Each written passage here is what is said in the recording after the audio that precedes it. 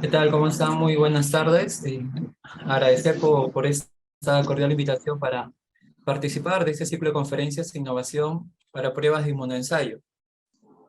Bien, como lo estuvieron comentando, ya tuvimos una primera charla la vez anterior, y esta va a complementar sobre todo en aspectos críticos cuando los laboratorios clínicos ingresan a estos, o mejor dicho, quieren ejecutar estos estudios de verificación de métodos para pruebas de quimioluminiscencia. Bien, entonces vamos a revisar dentro de la agenda preparada para esta oportunidad los aspectos críticos, que en realidad esto lo vamos a ir referenciando durante el desarrollo. Voy a estar mencionando qué aspectos son relevantes para que nosotros podamos tener un poquito más de énfasis y que con ello nuestros estudios de verificación de métodos no salgan de repente alterados o tal vez... Bien, y vamos a incluir un caso aplicativo en el cual vamos a revisar brevemente un protocolo para la verificación de la precisión, estimación del sesgo, y también vamos a hablar un poquito sobre la verificación de la linealidad. Bien, entonces vamos a dar inicio. Estos estudios de verificación de métodos, como ustedes saben, se trabaja y todo tiene un porqué. Entonces, nosotros lo que vamos a hacer ahora es justamente empezar a tener esta referencia, ¿no? ¿Por qué aplicar los estudios de verificación de métodos? Sabemos que fabricantes tenemos, por ejemplo, metodologías de diferentes tipos. Colorimetría, potenciometría, quimioluminiscencia, etcétera, etcétera. Bien, entonces fabricante es el responsable de validar justamente que la metodología sea adecuada para que después ellos lo puedan comercializar. Bien, entonces, ¿qué cosa involucra el proceso de validación por parte de ellos? Como ellos van a diseñar la metodología, lo van a hacer siempre pensando en el uso previsto de la prueba. Es decir, ¿para qué lo voy a utilizar esa determinada prueba? Y lo otro, ¿en qué población la vamos a aplicar? Con ello, fabricante lo que va a ejecutar son estudios robustos desde un punto de vista estadístico, es decir, trabajando un número importante de cantidad de muestras, materiales de control, por eso son estudios robustos, y con ello lo que busca es darle validez a su desarrollo, ¿de acuerdo? A su metodología. Y si cumple con los criterios que el fabricante o de repente alguna entidad regulatoria internacional ha establecido, si cumple con todo ello, posteriormente la ofrece al mercado. Entonces los fabricantes lo que hacen para tener este sustento y este peso, recurren a estos entes reguladores, caso FDA, caso Comunidad Europea, que nosotros cuando, por ejemplo, adquirimos ciertos productos, generalmente lo visualizamos en las cajas, ¿no? En las cajas ya sean de los consumibles o de los reactivos. Significa que ha pasado por un proceso de evaluación de estos entes reguladores. Ok, entonces esto es lo que hace el fabricante. Después, tenemos a los distribuidores, ¿bien? Entonces ellos se van a encargar en cada país de llevar justamente las metodologías, incluyendo a los equipos, a los reactivos, a los consumibles, hacia los laboratorios que lo soliciten. Entonces, independientemente de dónde se ubique el laboratorio, ya sea un laboratorio que esté dentro de un hospital, dentro de una clínica, en laboratorios particulares, etcétera, va a adquirir estas metodologías, ¿no? A través de las pruebas que el laboratorio requiera para poder brindar un mejor servicio. Entonces, una vez que el laboratorio adquiere estas metodologías, lo que va a ejecutar en sus instalaciones va a ser estudios de verificación. Bien, entonces el laboratorio va a verificar justamente lo que el fabricante había validado. Entonces, si la validación consiste en ejecutar estudios robustos, la verificación por parte del laboratorio, cuando ya se implementa la metodología en las instalaciones del laboratorio, van a ser estudios más cortitos, más limitados, es decir, con una cantidad de muestras más pequeñas. Lo que se busca es obtener información a través de la aportación de evidencia objetiva de que un elemento dado satisface los requisitos que sean establecidos. Por ejemplo, algunos requisitos pueden ser especificaciones de fabricante. Por lo tanto, si el laboratorio cuando ejecuta los estudios de verificación cumple con las especificaciones de fabricante, entonces significa que fabricante, tal cual diseñó y desarrolló su metodología, ha sido correctamente instalado en el laboratorio y con ello se asegura justamente el rendimiento de la prueba. Bien, entonces, esta es una fase que generalmente los laboratorios le empiezan a ejecutar cuando recién adquieren una metodología, cuando recién han implementado una nueva prueba, por ejemplo. Entonces, en sus instalaciones ellos lo que buscan es hacer estos estudios de manera inicial. Obtenemos información del desempeño de las pruebas de manera inicial y ya después el seguimiento en el día tras día lo hacemos mediante el procesamiento de los materiales de control. Por ejemplo, control de calidad interno y de manera periódica participar en programas de evaluación externa de la calidad. ¿Ok? Entonces esto es a grandes rasgos los procesos que trabaja tanto fabricante como lo que debería ser los laboratorios clínicos. Esto que tanto es ejecutado en el día a día o en la práctica en los laboratorios, por ejemplo, de la región, no es muy trabajado, no es muy ejecutado, ¿no? Y vamos a ver algunas situaciones por las cuales no se ejecuta. Ese es el tema de los recursos, ¿no? Hacer un estudio de verificación de métodos incluye, por ejemplo, tener una cierta cantidad de reactivos, una cierta cantidad de materiales de control, y con ello involucra tener un presupuesto, un costo adicional. Entonces, hay algunas limitantes que impiden que los laboratorios clínicos puedan ejecutar estos estudios de verificación. ¿De qué es importante? Sabemos que es importante. Otra limitante, por ejemplo, también es la capacitación. A veces los laboratorios cuentan con los recursos económicos, es más, nuestros amigos distribuidores, los proveedores, nos ofrecen los kits de reactivos, los materiales de control, pero falta la capacitación y la competencia del personal para que pueda ejecutar estos estudios. Entonces, felizmente que eso ya se va cerrando un poquito la brecha y desde hace algunos años, al menos en Perú, hay muchos laboratorios que se han preocupado por ejecutar estos estudios de verificación de métodos y con ello darle esta primera evaluación del desempeño para darle esa confiabilidad al momento que nosotros vamos a procesar la muestra de los pacientes en las diferentes plataformas que tengamos.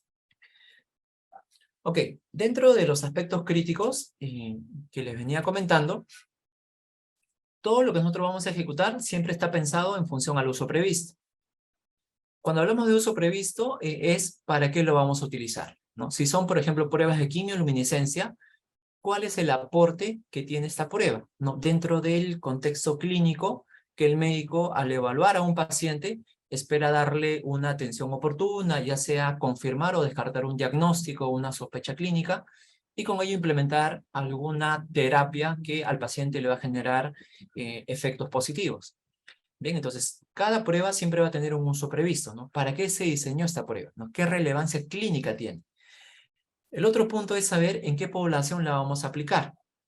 Vamos a tener, por ejemplo, laboratorios que pueden estar o que brindan atención a una población específica. Por ejemplo, se me ocurre pacientes con procesos oncológicos. Entonces, este laboratorio, dentro de su panel, su catálogo de pruebas, tendrá implementada marcadores tumorales, ¿no? Porque brinda servicio a población oncológica. Entonces, siempre los laboratorios buscan implementar metodologías en función a la población a la cual van a atender. Si estamos en un laboratorio, por ejemplo, dentro de un hospital general, que tiene diferentes especialidades, ¿no? Caso endocrinología, este laboratorio se preocupará por implementar pruebas que también ayuden a que los médicos tengan justamente este catálogo y puedan marcar algunas pruebas para poder atender adecuadamente a los pacientes, ¿no? Por ahí, de repente, complementar con pruebas hormonales, etcétera, etcétera. Bien, entonces, estos dos aspectos en realidad siempre van de la mano. Dentro de los aspectos críticos que nosotros debemos considerar al momento de ejecutar estos estudios de verificación de métodos, recordar siempre que existen atributos intrínsecos, que estos es como el ADN de la prueba. Y esto lo trabaja fabricante. Recuerden que el fabricante diseñó la metodología. Entonces ellos como diseñadores saben cuáles son los aspectos buenos y cuáles son las limitaciones que tiene su prueba. Y por otro lado, ya cuando estas pruebas son implementadas en el laboratorio, lo que hacemos nosotros es evaluar de manera periódica el desempeño analítico de nuestras pruebas, ¿no? Entonces, dentro de estos atributos intrínsecos, como les decía, que es como que el ADN de la prueba, ¿no? Es algo que no se puede modificar, no se puede cambiar. Están los atributos, por ejemplo, de la precisión del método. Para ello, el fabricante validó su prueba y generalmente la precisión lo monitoreamos para las pruebas cuantitativas con los coeficientes de variación. Entonces, de fabricante, de fábrica, ya viene con un coeficiente de variación establecido. Muchas veces estos coeficientes de variación ya no pueden ser modificados, ¿bien? Porque es la misma variabilidad de la medición que tiene la prueba. Vamos a tener, por ejemplo, otro atributo que viene a estar dado por la veracidad del método. ¿Qué tan verdaderas son las mediciones que nosotros vamos a obtener cuando se comparen con un valor verdadero o contra un valor correcto?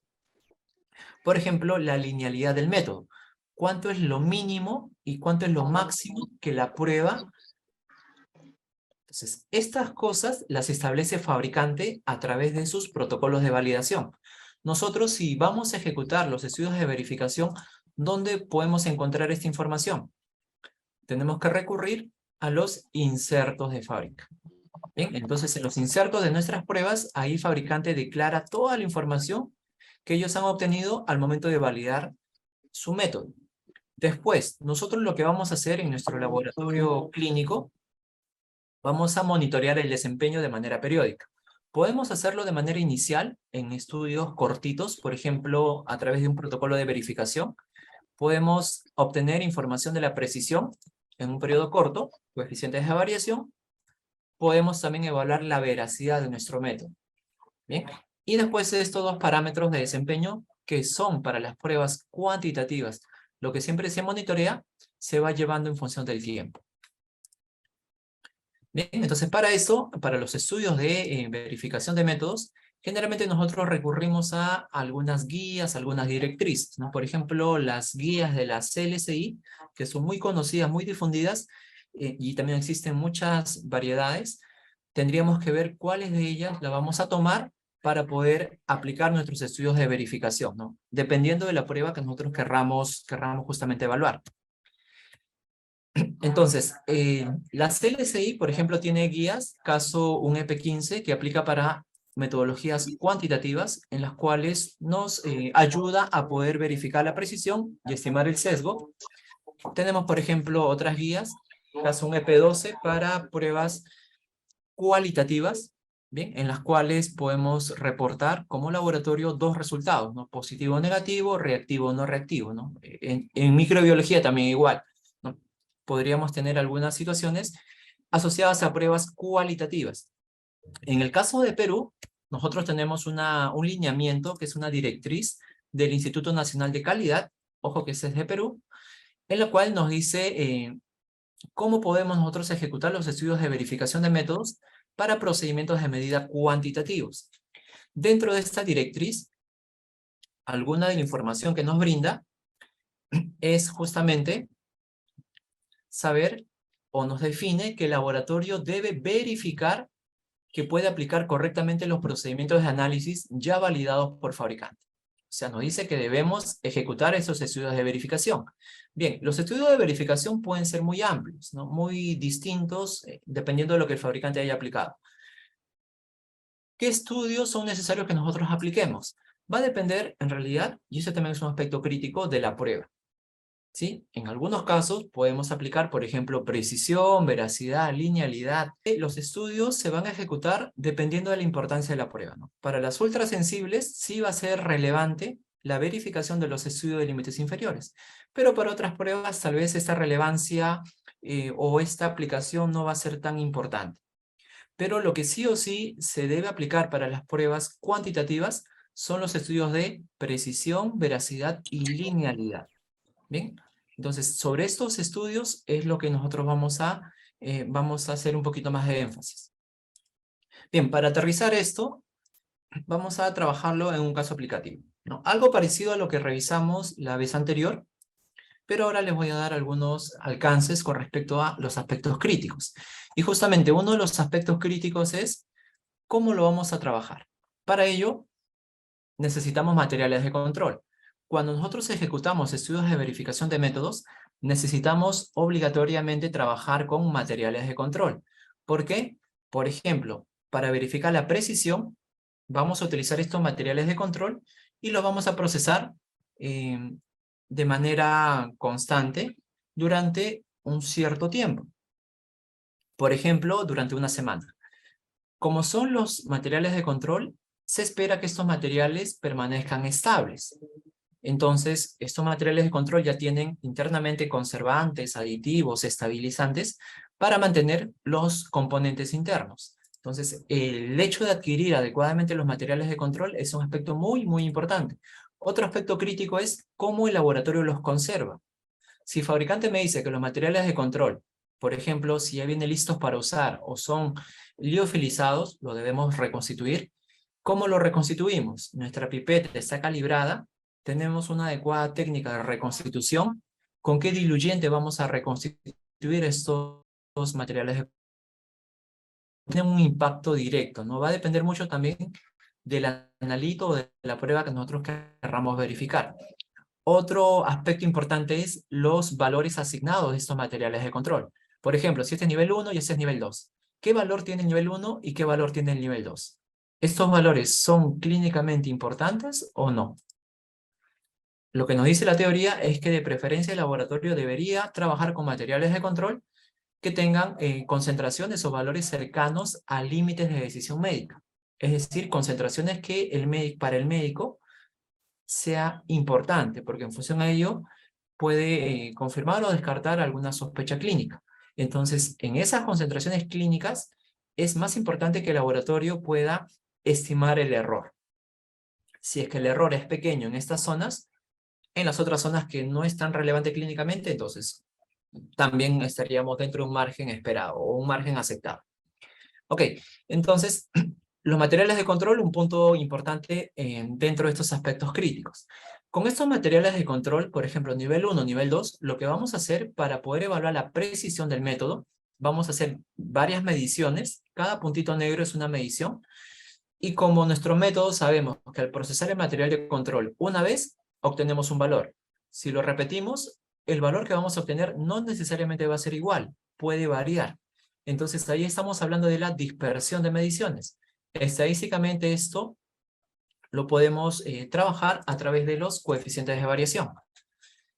Y vamos a tener un criterio, por ejemplo, que el círculo sea nuestro criterio, ¿no? Si todos los puntitos negros, las mediciones, están dentro de nuestro criterio, significa que tenemos una precisión aceptable.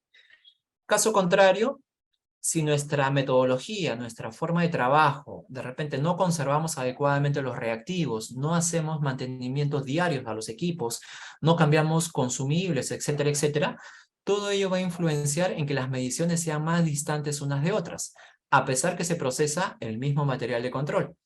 Entonces, el criterio sigue siendo el mismo, el círculo, pero ahora nuestras mediciones son más diferentes unas de otras. Con eso, nuestra precisión disminuye, es decir, nuestro método es más impreciso. Entonces, es esto la relevancia cuando nosotros ejecutamos estudios de precisión. Algo importante también es conocer la información de los materiales de control.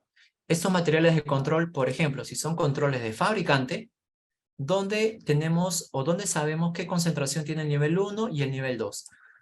Recurrimos a los insertos, ¿no?, de los materiales de control.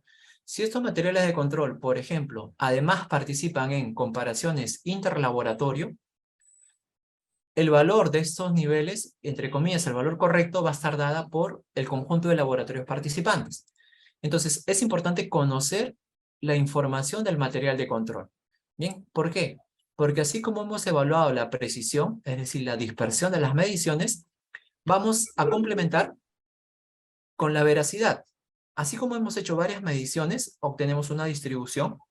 Por ejemplo, acá podemos obtener tranquilamente un valor medio, y con este valor medio lo podemos enfrentar contra un valor verdadero, contra un valor correcto, es decir, contra un valor de referencia. Ese valor de referencia aquí lo va a dar, como les decía, si estos son controles de fabricante, lo va a dar el inserto de cada nivel.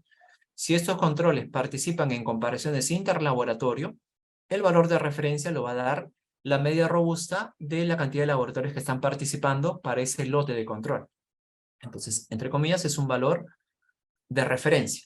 Ok, ¿y esto para qué me sirve? Justamente para poder conocer cómo están nuestras mediciones pero no todas, sino vamos a estimar el promedio, y este promedio qué tan distante o qué tan cercano está de este valor de referencia.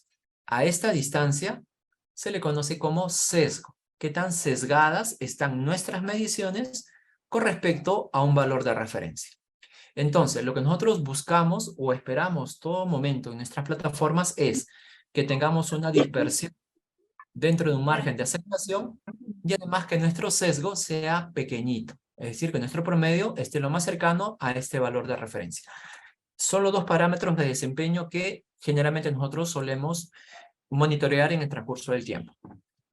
Bien, yendo ya al protocolo de verificación, empezamos con esta guía de la CLCI, que es el EP15 en su versión A3, que justamente nos dice o nos da los lineamientos para poder verificar la precisión y además estimar el sesgo. Los conceptos que les venía comentando en la diapositiva anterior. Me dice cómo ejecutar el estudio de precisión y además cómo estimar nuestro sesgo. Y no solamente eso, sino me dice también contra qué me comparo, es decir, cuáles son los criterios. Ok, dentro de este protocolo EP15, para la precisión, nos indica que debemos verificar dos condiciones de precisión. Por un lado, debemos verificar repetibilidad, que es el estudio que se hace en el mismo día, procesando los materiales de control. Por ejemplo, podemos procesar los 5 días, el día lunes, el nivel 1 lo proceso 5 días, y el nivel 2 lo proceso 5 veces en el día 1, y el nivel 2 5 veces en el día 1. Ahí estoy evaluando repetibilidad. Y después nos dice que debemos verificar precisión intralaboratorio. La precisión intralaboratorio se verifica en el transcurso de los días. Por ejemplo, proceso nivel 1, nivel 2 durante 5 días. Entonces, esas dos condiciones de precisión se deben verificar. Y esos lineamientos nos dice justamente el protocolo EP15 en su tercera edición. Bien, aquí tenemos un inserto de una prueba, una hormona paratiroidea, una paratormona, como le solemos llamar.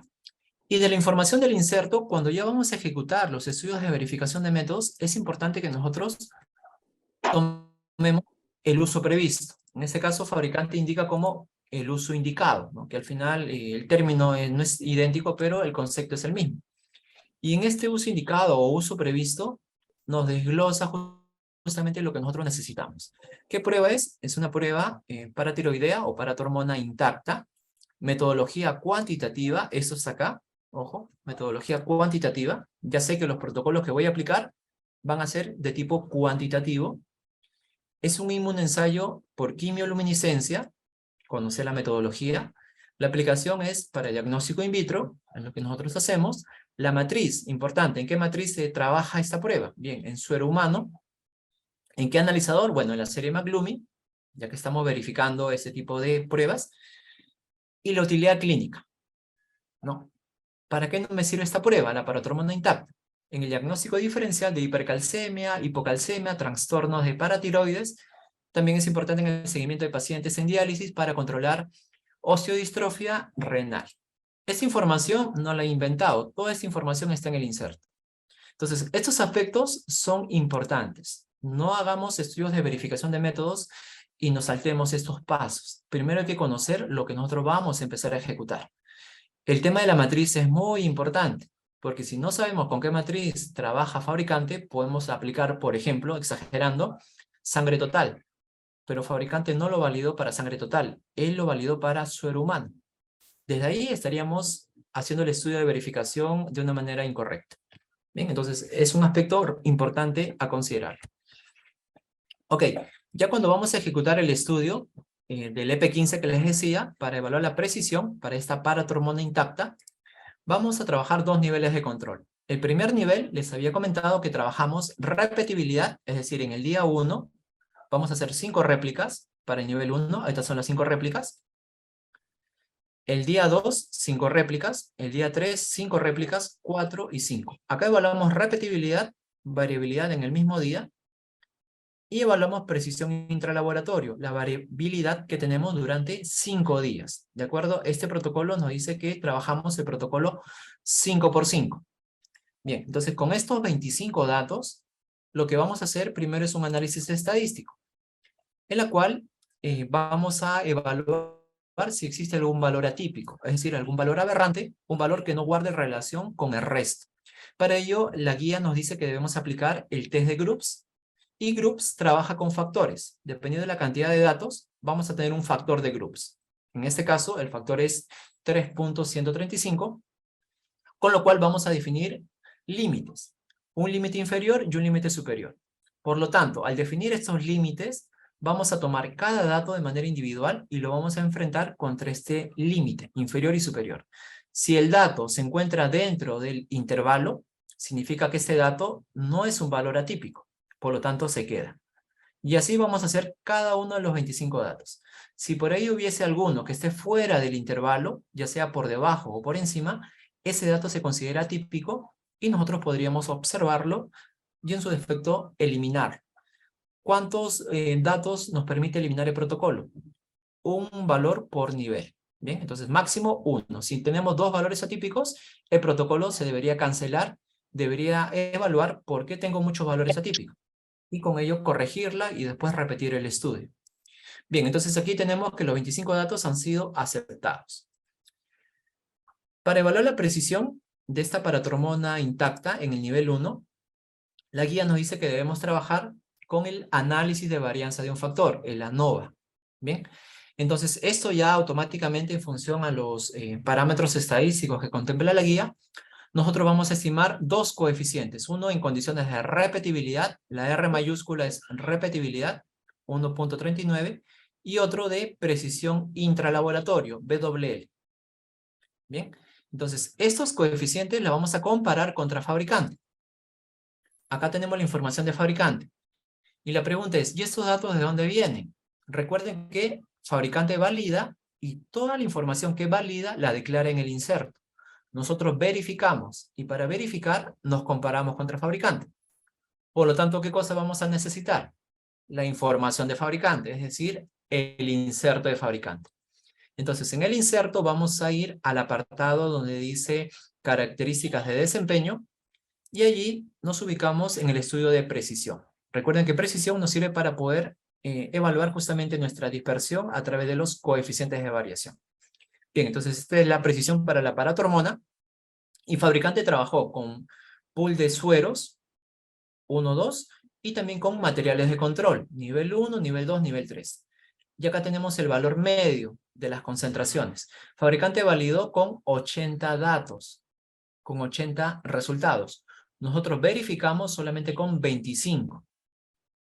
Entonces ahí ustedes notan la diferencia, ¿no? Fabricante valida estudios robustos y nosotros verificamos con estudios un poquito más sencillos. Bien, ok. Fabricante también declara información dentro de la ejecución, entre ejecuciones y la variabilidad total. Acá es importante primero evaluar nuestro valor medio. Por ejemplo, para este nivel 1, nuestro promedio es 41.6. Me ubico en el valor medio de fabricante, en el valor medio más cercano a la media que nosotros hemos obtenido para el nivel 1. Si ustedes observan, el valor más cercano es 19.9. Ok, entonces tomo toda esta fila del nivel 1. Bien, ahora vamos a tomar la información de repetibilidad, pero acá fabricante no me indica repetibilidad, me dice dentro de la ejecución. El equivalente es repetibilidad. Es un término que hasta el momento los fabricantes no lo tienen estandarizado, así que tenemos que leer primero y saber qué cosa se refiere cada uno de los estudios que fabricante declara. Entonces, repetibilidad, nos ubicamos ahora en la columna. Esto es desvío estándar y esto es coeficiente de variación. Como necesitamos tener el coeficiente de variación de fabricante, nos ubicamos en esta columna. Y aquí tenemos justamente intersectando con esta fila, 5.89 viene a ser el coeficiente de fabricante para repetibilidad. Ahora tenemos entre ejecución y total. Total es equivalente a precisión intralaboratorio. De igual manera, tomamos en la misma fila del nivel 1, ¿bien? Y acá en la columna de coeficientes nos ubicamos y ese sería el coeficiente de fabricante para precisión intralaboratorio. Ok, ya tenemos la información de fabricante. Ahora lo que vamos a hacer es comparar lo que nosotros hemos obtenido para repetibilidad contra fabricante para repetibilidad lo que nosotros hemos obtenido para precisión intralaboratorio contra fabricante para precisión intralaboratorio. Entonces, ese es el hecho de comparar. ¿Qué cosa esperamos? Que nuestros coeficientes sean iguales o menores a los del fabricante. Si son iguales o menores, significa que el estudio ha sido aceptado. Los declarados por fabricante, tenemos un problema, tenemos un rechazo, o de repente nosotros no hemos ejecutado adecuadamente este protocolo de verificación. Primero, para la muestra 1, coeficiente de repetibilidad 1.39 es el de nosotros. Bien, está acá, para repetibilidad. Y vamos a compararnos contra información de fabricante, 5.89. Se espera que nuestro coeficiente sea menor que el fabricante. Como es menor, el estudio ha sido aceptado. Ya no requiere verificar. Bien, acá ya la repetibilidad ha pasado. Estamos comparando, ojo, la primera parte. Ahora vamos con la segunda. Precisión intralaboratorio. Ahora tomamos nuestro valor, 4.89, y lo comparamos contra fabricante, 7.97. 4 es menor que 7, por lo tanto también el estudio para precisión intralaboratorio ha sido aceptado. Conclusión, para este nivel 1, la precisión ha sido aceptada, es decir, los coeficientes obtenidos por nosotros son comparables con los de fabricante, ¿no? Y cuando digo comparables es porque nuestros coeficientes son menores o iguales a los obtenidos por fabricante. Entonces acá los aspectos críticos es tomar adecuadamente los coeficientes de variación, los coeficientes correctos, para poder compararnos. Si nosotros no elegimos adecuadamente los coeficientes, probablemente tengamos rechazos o algunas observaciones, pero no es que nuestro estudio haya salido mal, simplemente que estamos de repente tomando de manera inadecuada las referencias. Bien, lo mismo que hemos hecho para el nivel 1, vamos a trabajarlo para el nivel 2. Esta paratormona trabaja con 2 niveles de control. Entonces, para esta muestra número 2, de igual manera, hacemos por cada día 5 replicados durante 5 días. Si el nivel 1 lo trabajaron el día lunes, el nivel 2 también empieza día lunes, martes, miércoles, jueves y viernes. Recuerden que estos niveles deben correrse en paralelo. ¿Ok? Bien, entonces ya tenemos las 25 mediciones, el análisis estadístico, tenemos los límites de groups, y de igual manera, ¿no? Cada dato debería estar dentro de ese intervalo. Aquí vemos que todos los valores, si ustedes visualizan, están dentro del intervalo. Por lo tanto, no tenemos ningún valor atípico. Trabajamos con los 25 datos del nivel 2. Ok, esa sería la primera parte. Ahora para la precisión, nivel 2, tenemos el análisis de varianza para el nivel 2, 1.17, coeficiente de repetibilidad, y 4.22, coeficiente de precisión intralaboratorio. Comparamos contra fabricante. Ok, esta información ya sabemos que lo tomamos del inserto. Vamos al inserto nuevamente, ubicamos nuestro valor medio. Ojo, esta es la referencia, este es un aspecto crítico, nuestro valor medio, 462. Me voy a la media de fabricante en el inserto y me ubico en el valor medio más cercano. Lo ideal es que la media de fabricante coincida con nuestra media, pero eso en realidad en muchos casos no es posible, ¿no? Porque el fabricante trabaja con otros materiales de control diferentes a los cuales tenemos nosotros en nuestro laboratorio. Entonces tenemos que aproximarnos al valor medio más cercano. En este caso sería el control 2, 199, ¿no? Casi 200, más cercano a 460. Ok, tomamos toda esta fila. De igual manera, ya sabemos que dentro de la ejecución es repetibilidad. El coeficiente en esta columna sería 4.78 y esto sería para fabricante, la especificación de repetibilidad. Ahora pasamos a la total, que sería precisión intralaboratorio, coeficiente de variación, la misma fila. 5.08 sería la precisión intralaboratorio de fabricante. Ok, ya tenemos los valores de fabricante. Ahora lo que vamos a hacer es comparar nuestros valores versus fabricante. Para ello, primero evaluamos repetibilidad, 1.17, valor obtenido por nosotros, comparamos con 4.78 declarado por fabricante en el inserto. Nuestro coeficiente es menor. Ok, entonces estamos aceptados. Si en el caso nuestro coeficiente fuese más grande que el de fabricante, la guía nos permite que el valor de fabricante crezca un poquito más. ¿Cuánto crece? Aproximadamente un 30% adicional. ¿Por qué se da ese crecimiento? Porque el fabricante trabaja con 80 datos, generalmente son 80 datos, y nosotros trabajamos con 25 datos. Entonces la cantidad de datos no son equivalentes, no son idénticas. Por lo tanto, la guía nos dice que se trabaja con los grados de libertad del estudio y esto a la larga repercute en que el coeficiente de variación debería crecer hasta un 30% adicional. Entonces, si nuestro valor fuese más grande que fabricante, tenemos chance de compararnos contra el valor agrandado de fabricante. A esto se le llama VL, el límite de verificación de fabricante, que sería mi último recurso. Si a pesar de ello mi valor sigue siendo más grande que el valor agrandado de fabricante, ahí sí el estudio estaría rechazado. En este caso, no requiero utilizar el límite de fabricante, el VL, sino con la primera comparación ya estamos aceptados, ¿no? Por eso dice no requiere ampliar VL. Entonces, repetibilidad pasó bien. Estamos aceptados. Ahora vamos a evaluar precisión intralaboratorio, los coeficientes inferiores. Para precisión intralaboratorio, nosotros hemos obtenido para el nivel 2 de esta paratormona intacta 4.22 y la especificación de fabricante, la celda que está de color amarillo, 5.08. Comparamos, se espera siempre que nuestro coeficiente sea igual o menor, en este caso es menor, y el estudio de precisión intralaboratorio también ha sido aceptado. Bien, entonces en este caso, la precisión intralaboratorio también fue aceptada. Conclusión, nivel 1, nivel 2, el estudio de precisión o la verificación de la precisión han sido aceptadas. Es decir, los coeficientes que nosotros hemos obtenido son comparables con los coeficientes de fabricante. ¿Esto qué cosa nos dice ya en términos prácticos? Que la metodología está para hormona intacta con el equipo, con los reactivos, con los calibradores, con los consumibles, etcétera, ha sido implementado correctamente en el laboratorio. Entonces nos da una confianza o una seguridad de que la dispersión de las mediciones están dentro de un margen de aceptación, es decir, no hemos superado el criterio de fabricante, ¿no? Que sería una primera evaluación desde un punto de vista estadístico. Ok, ahora complementamos con la evaluación de la veracidad a través de la estimación del sesgo. Les había comentado que hemos hecho el estudio con dos niveles, ¿no? Nivel 1 y el nivel 2. Esos dos niveles de control tienen un valor asignado. El nivel 1, el valor asignado es de 40 picogramos y el nivel 2 es de 422. Ok, entonces nosotros en función al nivel 1, a las 25 mediciones que hemos obtenido, vamos a calcular el promedio. El promedio es 41.6. El valor, entre comillas, valor verdadero o valor de referencia es 40. Si se dan cuenta, hay una diferencia. ¿Esa diferencia cómo se le llama?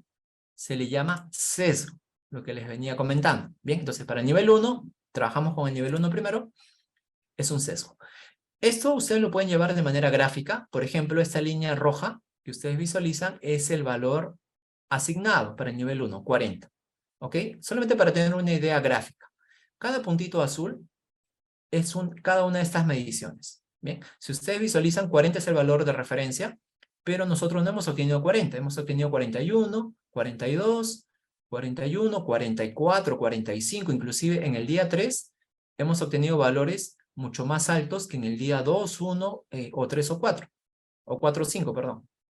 Entonces, esta gráfica nos ayuda para poder ver qué tan dispersas han sido nuestras mediciones día tras día cuando se compara con un valor de referencia. En este caso, 40 para todos los datos. Bien. La primera evaluación que se hace es desde un punto de vista estadístico. Entonces, con este valor asignado se va a generar un intervalo de verificación. Bien, el valor 40 está acá, en la media. Se genera un límite inferior y un límite superior. Nuestro promedio, 41.6, está acá. Este promedio se espera que esté dentro de este intervalo. Si nuestro promedio está dentro del intervalo, tenemos una aceptación estadística. Bien, es decir, hemos verificado estadísticamente que nuestra media se encuentra dentro de este margen de variabilidad. Pero nosotros, ¿cómo lo podemos entender de repente un poquito más práctico? Este es el valor asignado, bien, 40, y se genera un intervalo, es decir, un límite inferior y un límite superior, ¿ok? Sería 36.9 para acá y 43.08 para este lado. Ok, el valor medio es 40. ¿Nuestro promedio cuánto es? 41.6. Si este es 40, por acá estaría 41.6, el promedio de las 25 réplicas. Bien, les había comentado que nosotros lo que vamos a hacer es estimar esta distancia. Es decir, vamos a calcular el sesgo de nuestro nivel 1. ¿Qué tan grande es este sesgo? ¿Será un sesgo pequeño o será un sesgo grande? Ok, para eso el sesgo, ¿cómo lo vamos a obtener? Simplemente restamos 41.6 menos 40. Esta diferencia nos da 1.6 en concentración. Tenemos un sesgo de 1.69. Ok, ¿cómo sabemos que este sesgo está aceptado? Para esto vamos a utilizar los requisitos de la calidad, que son las tasas máximas de error permitido. Aquí tenemos, por ejemplo, para esta hormona paratiroidea, según CLIA, en Estados Unidos, nos dice que es el 30%. Esta es la tasa máxima de error permitido. ¿Por qué ponemos los requisitos de la calidad? Justamente para tener una referencia y con ello definir un criterio. Bien, un criterio, para que nuestro sesgo se compare contra un criterio. Si nuestro sesgo es más pequeño que el criterio, estamos aceptando también la verificación clínica. Si nuestro sesgo es más grande que este criterio, tenemos un rechazo clínico. Ok, vamos a trabajar esto de acá. ¿Cómo trabajamos este 30%? Si nosotros tenemos un valor medio de 40, ok, 40 representa el 100%. Bien, 40 picogramos es como si fuese el 100%. Pero me dice que el error máximo permitido es 30%. Entonces, a este valor medio, que es 40, vamos a sacarle el 30%. Bien, 30%, ¿cuánto es? Aquí hacemos una regla de 3 simple. 40 por 30 entre 100. Y esto nos da 12 picogramos. Es decir, que cuando el valor medio, el valor asignado es 40, el error total, que es 30%, pero en concentración es 12 picogramos. Ok, con este valor, que es el error total, transformado a concentración, vamos a definir una meta para el error sistemático. ¿Cómo definimos esa meta? Si este es el error total, es decir, el TA, el error total máximo permitido, generalmente se genera un presupuesto de error. Para el componente sistemático, para el error sistemático máximo permitido, el modelo que se suele utilizar es del total, le sacamos la mitad. Ok, si el total es 12 picogramos, lo divido entre 2, ¿cuánto me da? Me da 6. Entonces, ahí definimos justamente la meta para el error sistemático. Por lo tanto, nuestro sesgo, que era 1.69, se compara contra esta meta para el error sistemático, 6. 1.69 es menor que 6. Por lo tanto, la conclusión es que el sesgo no es clínicamente significativo. Tenemos un sesgo, pero este sesgo no supera los límites clínicos. Bien, recuerden que esta parte clínica es porque estamos utilizando los requisitos de la calidad. Por lo tanto, para este nivel 1, la veracidad también ha sido aceptada. Es decir, el sesgo no supera los límites máximos permitidos. Bien, lo mismo que hemos hecho para el nivel 1, ahora trabajamos para el nivel 2. Ahora para el nivel 2, bueno, tomamos las 25 mediciones. Con estas 25 mediciones obtenemos el promedio. Aquí sale 462. Bien, el valor asignado era 422. Miren la distancia. Tenemos una distancia casi de 40 unidades. Un aspecto crítico cuando vamos a ejecutar los estudios de verificación de métodos es, primero, conocer el valor asignado con el valor, es decir, el valor con el cual me voy a comparar. Si es que este valor asignado, en este caso, está muy por debajo de mis mediciones, ¿qué cosa debería haber hecho antes? Calibrar la prueba, ¿no? Es decir, al calibrar, todas las mediciones se van a mover y se espera que las mediciones sean, en este caso, más bajas. ¿Para qué? Para que estén más cercanas a este valor. Si nosotros calibramos y trabajamos a ciegas y después cuando comparamos con este valor de referencia, lo más probable es que tengamos esta situación, que nuestra media esté muy distante del valor asignado y ello probablemente genere un rechazo o que nuestro sesgo, en este caso un sesgo, sea demasiado grande y probablemente esté rechazado. Entonces, eso también es un aspecto crítico cuando se va a ejecutar ese estudio de verificación. Aquí tenemos la gráfica, y en la gráfica se puede ver mucho más claro todavía, ¿no? Tenemos el valor medio, el valor asignado, 422, está acá, la línea roja. Y si ustedes se dan cuenta, todas las mediciones de los 5 días, todas están por encima. Acá tengo un sesgo positivo, porque todas están por encima. Lo ideal hubiese sido primero calibrar, mejorar estas mediciones para que todas estén alrededor del valor medio. Ok, bien, el laboratorio no lo hizo. Lo trabajó así. ¿Eso qué impacto tiene? Vamos a ver. Para la verificación estadística, les había comentado, de este valor medio se genera un intervalo. Ok, este es el valor medio, se genera un límite inferior y un límite superior. El inferior, 392, y el superior, 451. Ok, valor asignado, 422. Nuestro valor promedio es 462. Si se dan cuenta, 462 está por encima de 451. O sea, estaría por acá más o menos. El promedio, 462, está por fuera del intervalo de verificación. Por eso tenemos un rechazo estadístico. Ok, si tengo un rechazo estadístico, ¿qué más debo hacer? Acá ya nos toca conocer qué tan grande es el sesgo. ¿Cómo calculamos el sesgo? Ya les había comentado, tomamos nuestro promedio, 462, y le restamos al valor asignado, 422. Esa distancia me da aproximadamente 40.24 en concentración. Es una resta directa. 40.24, bien. Ahora, ¿cómo sé que este sesgo está aceptado o no? Para ello, llamamos nuevamente al requisito de la calidad. Para la hormona paratiroidea, 30%, la fuente era CLIA.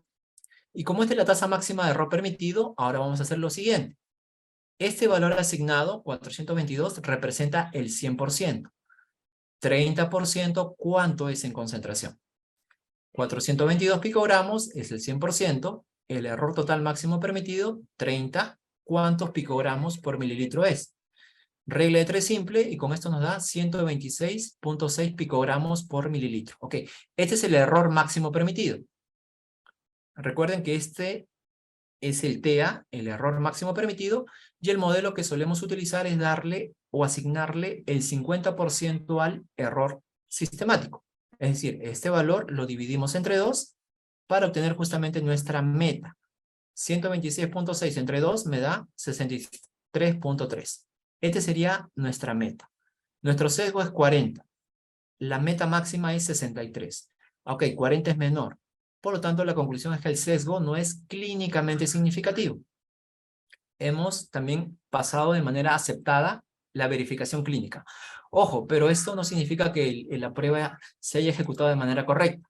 Como les decía, antes de llegar a estas situaciones en las cuales nuestro sesgo probablemente sea más grande que la meta, antes de llegar a ello, ustedes en el día 1, cuando están iniciando, traten de asegurarse que sus mediciones día tras día estén bien cercanas al valor con el cual se van a comparar, ¿no? Y esto ya lo van llevando en el resto de los días. Este es un aspecto muy, pero muy crítico, y muchos laboratorios se aventuran en hacer los estudios de verificación para conocer qué tan grande es su sesgo y tienen rechazos, porque a veces el sesgo es más grande que la meta.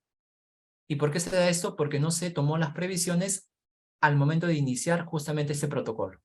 Bien, entonces son algunos aspectos que ustedes deben considerarlo, ¿bien? Si es que no quieren repetir todo ello, porque acá en realidad involucra, por ejemplo, un gasto de reactivos, materiales de control, tiempo sobre todo, ¿no? Y esto en algunos laboratorios que tienen mucho movimiento, mucha demanda, el tiempo es muy crítico. Entonces, parar una prueba porque no pasó un estudio de verificación realmente tiene un impacto importante. Bien, entonces conclusión, para el nivel 1 y para el nivel 2, el sesgo que hemos estimado no tiene un impacto clínico, es decir, que ambos niveles han sido aceptados. Por lo tanto, hemos aceptado la precisión con los coeficientes y ahora hemos aceptado el sesgo, es decir, que la veracidad de nuestro método está aceptada. Bien, ¿qué otro protocolo más vamos a hacer? Y antes de llegar al otro protocolo, para generar la conclusión, podemos dibujar o hacer una gráfica de desempeño del método en el cual enfrentamos coeficientes de variación con sesgo para cada nivel que hemos evaluado, y en función a ello, en función a la métrica sigma, vemos cómo está nuestro desempeño. En este caso, una métrica sigma por encima de 5 es muy bueno, y aquí una métrica sigma para el nivel 2 de 4.8 es un nivel o un desempeño bueno. Si nuestra métrica sigma hubiese sido mayor a 6, el desempeño es excelente. Recuerden que mientras más alto es el valor sigma, el desempeño es mejor. Bien, ¿por qué nuestro sigma no llegó a 6? Si ustedes son observadores y se dan cuenta del sesgo, el sesgo es demasiado grande. Si acá hubiésemos tenido un sesgo de 1 y acá también de 1, probablemente el sigma hubiese superado 6. Y con ello los desempeños hubiesen sido excelentes. Ok, entonces mucho cuidado cuando trabajemos, en este caso, la veracidad a través de la estimación del sesgo. Trabajar siempre que estén los datos muy, pero muy cercanos al valor asignado. ¿Ok? Entonces ahora complementamos con el estudio de linealidad. La linealidad en realidad también se trabaja para los métodos cuantitativos, que va a ser la capacidad de un ensayo dentro de un rango dado de generar resultados que son directamente proporcionales a la concentración del analito en la muestra que se analiza. Por ejemplo, esta es una curva de calibración para un método cuantitativo. Vamos a tener un eje de concentraciones, un eje de lecturas, de respuestas, de señales, y vamos a tener dos límites. Un límite inferior, que es el límite de cuantificación, es decir, el método desde acá empieza a leer de manera correcta, de manera confiable. Esto lo determina fabricante, ojo, lo determina fabricante y lo declara en el inserto. Y desde acá va a haber un rango de concentraciones, hasta un límite máximo. Este límite máximo se llama límite de linealidad. Es decir, el método hasta acá es lineal. Por encima de esta concentración, ya el método pierde linealidad.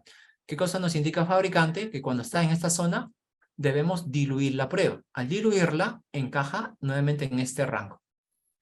Entonces, al espacio comprendido entre el límite de cuantificación y el límite de linealidad, se le conoce como rango de medición analítica, que no es nada más y nada menos que el rango de valores del analito que un método puede medir de manera directa en una muestra sin necesidad de diluir, concentrar u otro pretratamiento que no es parte habitual del ensayo.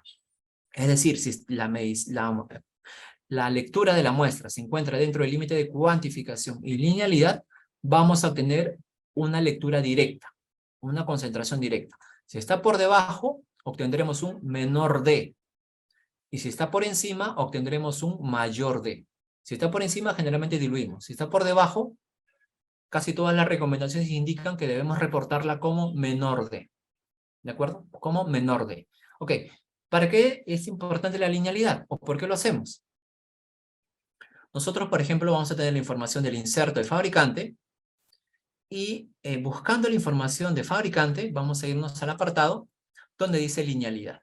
Ya que estamos viendo la paratormona intacta, nos dice fabricante que el ensayo es lineal desde 1,5 picogramos por mililitro hasta 5.000 picogramos por mililitro. Ok, este límite inferior y superior, ¿quién lo determina? Fabricante. Bien, fabricante lo declara en el inserto. ¿Qué cosa debemos hacer nosotros? Verificar este intervalo. ¿Cómo lo vamos a verificar? En esta gráfica lo puedo explicar, o espero que sea sencillo de entenderlo. Esta es una gráfica en la cual vamos a tener concentraciones bajas en el eje X, ¿de acuerdo? Concentraciones bajas cercanas a cero, y por acá concentraciones más altas. Bien, y en el eje Y van a ser las lecturas, ¿ok?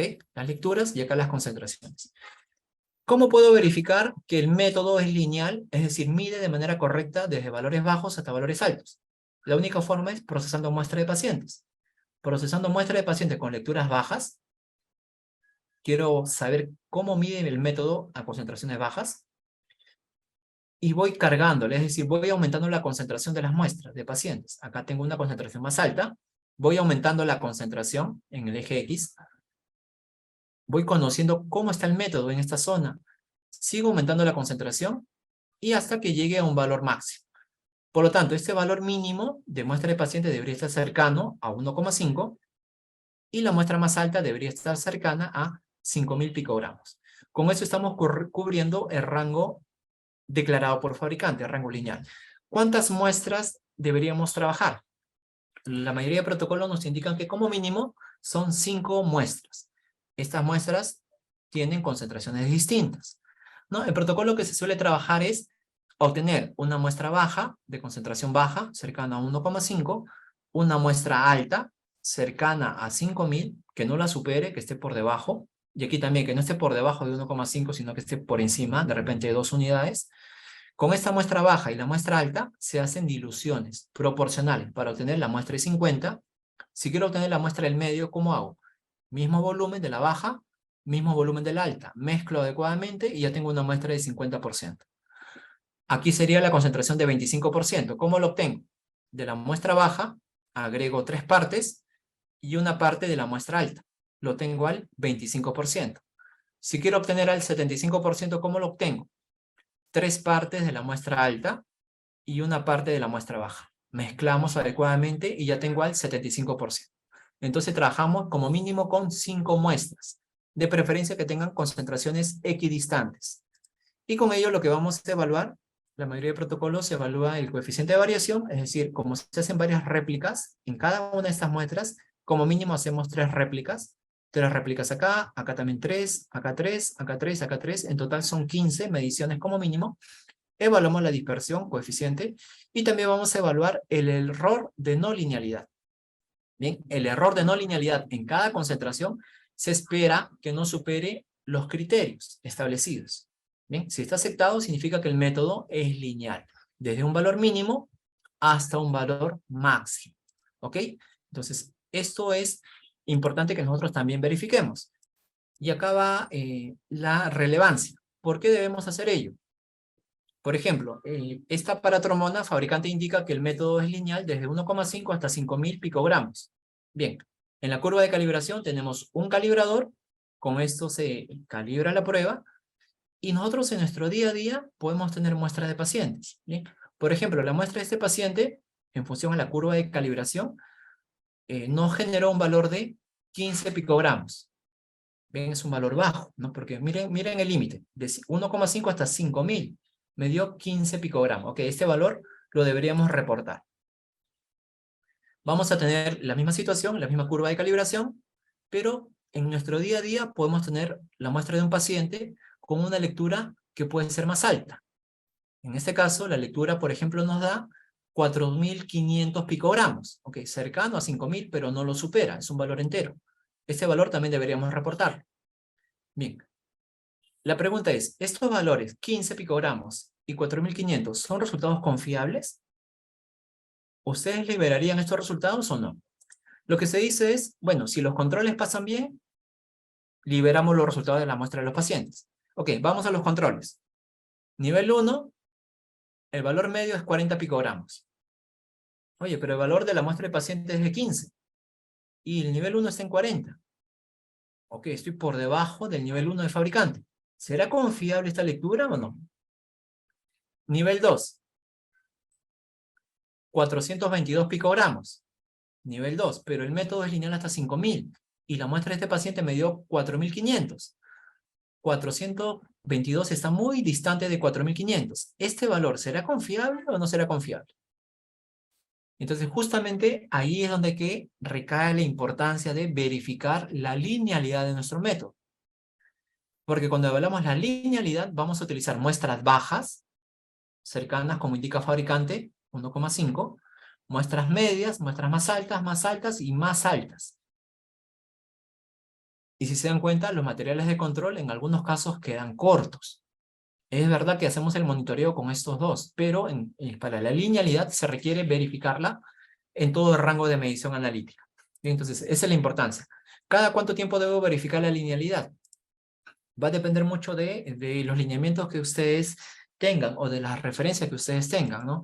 En algunos casos, por ejemplo, el Colegio Americano de Patólogos, ellos indican que se debe verificar la linealidad una vez al año. A pesar de que tengas la misma prueba, debes verificar una vez al año. En otros casos es cada 2 años, dependiendo mucho de dónde ustedes estén trabajando y de los reglamentos o las normativas que apliquen para cada uno de sus laboratorios. Bien, en Perú, por ejemplo, eso todavía no lo tenemos definido. Es algo abierto. Entonces, los laboratorios que están acreditados, ellos en función a sus procedimientos determinan cada cuánto tiempo van a ejecutar la verificación de esos estudios en linealidad. ¿Ok? Entonces, esta parte, y ya creo que me excedí un poquito en el tiempo, quería compartirles en esta oportunidad para poder complementar la charla que tuvimos en la sesión anterior. Y por favor, si tuviesen algún comentario, alguna pregunta, alguna duda, quedo a su disposición. Solamente para añadir un poquitito cuando ustedes empiecen a ejecutar los estudios de verificación, siempre tengan una referencia, es decir, una guía que sea válida. Los protocolos de la CLSI son muy utilizadas, ¿no? Y entonces ustedes se apegan a los lineamientos y con eso no van a tener problemas al momento de la ejecución. De repente pueden tomar otras guías europeas o de repente de sus propios países. En Perú tenemos guías nacionales que los laboratorios lo suelen utilizar. Siempre tener una referencia, ¿de acuerdo? Para cuando nos vengan a auditar, a supervisar, tengamos siempre ese respaldo. Otro punto también importante es contar con la información de fabricante, es decir, con los insertos o con los manuales, ¿no?, de los equipos, porque ahí hay mucha información relevante que nosotros necesitamos para poder valorar bien y saber si estamos dentro de los márgenes de aceptación o tenemos muchos problemas. Estos estudios de verificación de métodos son estudios iniciales. Se trabaja o se deberían trabajar cuando una plataforma recién es instalada en un laboratorio. Pero no solamente ahí, sino, por ejemplo, cuando ustedes en su día a día tienen problemas con el control interno. Si tengo muchos problemas con el control interno, ejecuto este estudio que dura una semana. Lo hago rápido y con eso tengo más información para saber si la prueba o el método tiene algunas fallas. De repente tengo un control externo y tengo mucho rechazo del control externo. Ok, aplico el protocolo de verificación, precisión sesgo, para saber si estoy bien o no. Entonces, este protocolo en realidad tiene muchas aplicaciones, ¿no?, que se suele trabajar de manera inicial, es verdad, pero también lo puedo trabajar en función del tiempo. Otra situación, si el equipo ya se implementó hace 2 años y quiero hacer ese estudio, perfecto, lo puedo hacer ahora. Ya conozco los lineamientos, ya sé lo que debo utilizar, lo trabajo ahora, a pesar que el equipo se instaló hace 2 años. La idea es saber cómo está el desempeño ahora, porque el equipo que se instaló hace 2 años no es el mismo que el que está ahora. Ya ha tenido un cierto trajinar y ello probablemente también tenga un impacto en el desempeño. Ok, entonces evaluemos cómo es ese impacto. ¿Es un impacto negativo o es un impacto positivo o es un impacto que prácticamente se mantiene? Ejecutamos el estudio ahora. Bien, entonces así que son algunas recomendaciones que quería brindarles. A ver, tenemos un comentario. Nos dice, los controles para hacer los estudios de verificación en realidad pueden ser abiertos. Ustedes pueden emplear los controles de fabricante, en este caso de McLumi, los controles internos de fabricante, como también pueden utilizar los controles independientes de tercera opinión. Ya va a depender mucho de la logística con que cuente el laboratorio, ¿no? Ambos son válidos para poder evaluar justamente sus estudios de verificación. A ver, tenemos otro comentario. ¿Se puede hacer la verificación de los reactivos si no se cuenta con una guía? Es complicado conseguir la CLSI. En realidad necesitamos tener lineamientos, como les decía, ¿no? Por ejemplo, la CLSI nos dice, utilice el protocolo 5x5, 5 réplicas por día durante 5 días. Si no tenemos ese lineamiento, no sabríamos cómo hacerlo. Bien, no solamente la CLSI, existen otros protocolos. Bien, es verdad que las guías de la CLSI cuestan, ¿no? Están en dólares, aproximadamente entre 120, 180 dólares cada guía. Tiene un coste por medio. Yo les sugiero, si ustedes quieren revisar un poquito más, en Perú tenemos justamente las directrices de verificación de métodos, tanto para cuantitativos como para cualitativos, que son de acceso gratuito. Ustedes ingresan a la web, al Instituto Nacional de Calidad, ponen directrices y ahí les va a desglosar el link. Si no, al término de la presentación les brindo el link por el chat para que ustedes puedan ir directamente al enlace y puedan descargar estas guías. Estas directrices tienen muchas referencias de la CLSI, ¿no? Y creo que va a ser más sencillo porque ya está traducido inclusive, ¿no? Los aspectos estadísticos prácticamente son tomados de las guías de la CLSI en una versión más resumida. Así que tenemos algunas herramientas para poder considerarlas. A ver, tenemos otro comentario. ¿Cómo se puede subsanar si se tiene controles de tercera opinión que no tengan valores de referencia para el equipo? Un programa PNSQ no tiene valores de algunas pruebas para el McLumi y para poder comparar no hay cómo validar las corridas. Sí, eso es verdad que hay algunas limitantes. Si es que tenemos controles de tercera opinión que no tenemos referencia, recuerden que los controles de tercera opinión, en algunos casos, si son controles valorados, vienen con insertos. Y cada nivel evaluado viene con un rango. Que entre comillas, esto ha sido evaluado por fabricante, ¿no?, de los materiales de control. Siempre y cuando los controles son valorados. Si son controles no valorados, ahí sí no tenemos referencia, ¿no? Estaríamos trabajando a ciegas. Y esos controles en realidad no nos servirían mucho. En este caso, yo optaría por volver a los controles de fabricante, ya que ellos ya vienen con rangos establecidos, y con eso monitoreo hasta que esos controles de tercera opinión, en función del tiempo, más laboratorios los adquieran y con ello tengamos un número representativo de laboratorios con los cuales ya establecer nuestros parámetros y saber si estamos trabajando de manera adecuada cuando nos comparamos con un conjunto de laboratorios.